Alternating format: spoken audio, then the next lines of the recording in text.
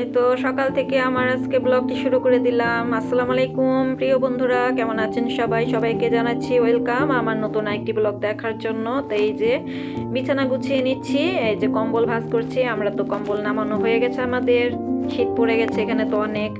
তো এই তো চাদর তুলে ফেলছি, এখন আরেকটি চাদর বিছিয়ে নেব। সকাল থেকে শুরু হয়ে যায় মহিলাদের কাজ। এই তো দেখেন বিছানাটা গুছিয়ে নিলাম, এখন কম্বলগুলো ভাঁজ করে এক সাইডে রেখে দিয়েছি। তো এখন আরেকটি রুম আছে, ওইটাও এখন গুছিয়ে নেব।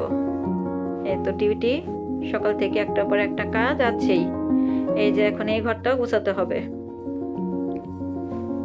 এই যে এই ঘরের চাদরটাও এখন তুলে ফেলবো, আরেকটি চাদর বিছিয়ে নেব। তো এই যে বিছানো হয়ে গেল, দেখেন আমার গোছানো শেষ। এই যে এই ঘরটাও গোছানো কমপ্লিট।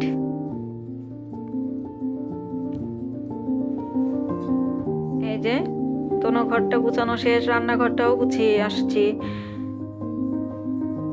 যে আমার ঘরে আলনা আছে, এখন তো অনেকের ঘরে আলনা থাকে না, কিন্তু আমাদের ঘরে আছে। আমার ভালো লাগে আলনাতে কাপড় চোপড় রাখতে। ওয়ার্ড্রোব আছে, দুইটা ওয়ার্ড্রোব আছে, আলমারি আছে। তারপর আমি ঘরে আলনা রেখেছি, কারণ আলনা একটু সুবিধা ঘরে। তো এই যে আমার ব্লগটি কেমন লাগে আপনারা সবাই দেখবেন। তো এই যে ডাইনিং টেবিলে এই ঘরটাও গুছিয়ে নিয়েছি। আর হচ্ছে এই যে আমার খাটের চাদরটা, এটা কিন্তু আমার হাতেরই করা। কেমন হয়েছে সবাই কমেন্টসে জানিয়ে যাবেন বন্ধুরা। তো এখন রান্না বান্নার ভিডিও দিলাম না, একবারে ডাইরেক্ট খাবারে চলে আসছি। তো এই যে ডাল ভুনা, টমেটো দিয়ে ধনিয়া পাতা দিয়ে ডাল ভুনা, আর এই যে শক্ত মুরগি বলে যেটা, লেয়ার মুরগি, সেটা আজকে আলু দিয়ে রান্না করা হয়েছে। আর এই যে আলুর ভর্তা বানাচ্ছে আমার হাজবেন্ড।